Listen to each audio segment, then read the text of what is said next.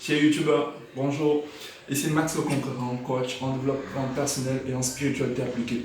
Comme vous avez pu le deviner dans mon introduction, on va parler de spiritualité, un tout petit peu succinctement.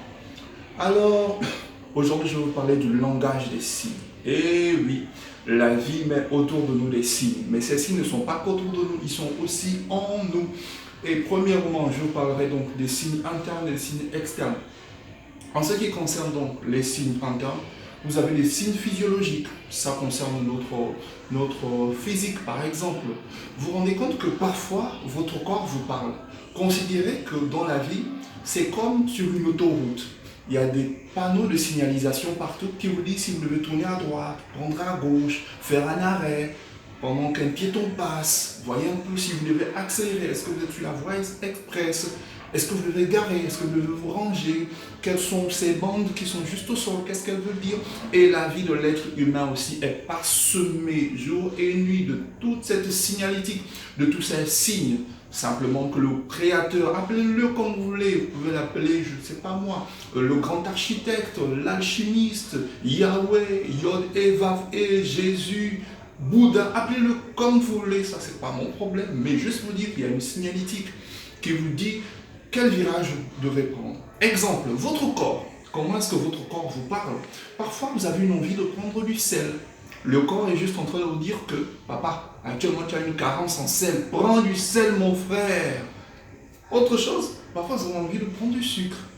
Papa, prends du sucre. Le corps est en train de vous dire que vous avez une carence en sucre. Parfois, par exemple, il y a des mets que vous voulez manger, mais c'est juste parce que votre corps est en train de vous indiquer là où il peut puiser son énergie. Ça, c'est pour parler de notre physique. Il y a d'autres signes qui sont du domaine du mental. Exemple, un signe simple. Il arrive que je me sente bête. C'est simple, hein?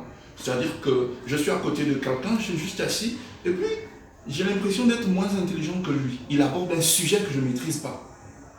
Mon frère, si tu te sens bête, ça signifie simplement que tu ne maîtrises pas ce sujet. Va te cultiver, sois humble, va juste te cultiver.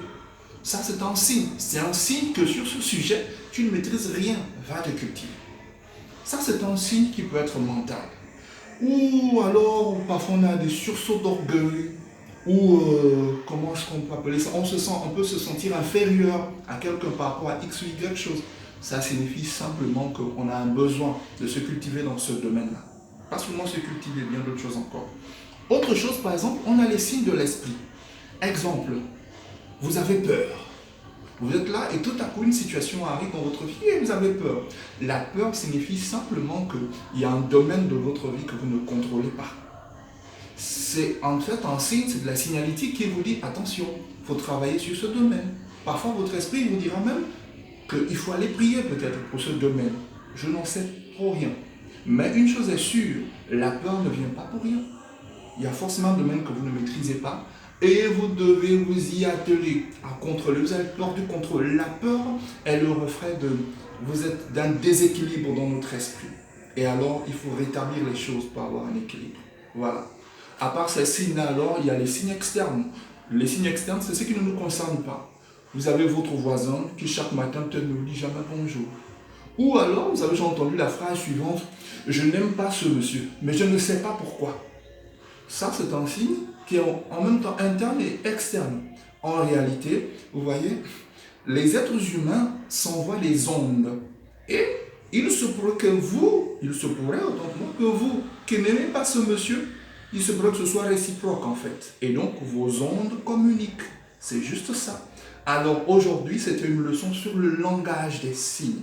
Parce que bien que vous puissiez communiquer, vous savez, la vie est sourde et muette, mais la vie parle avec les signes.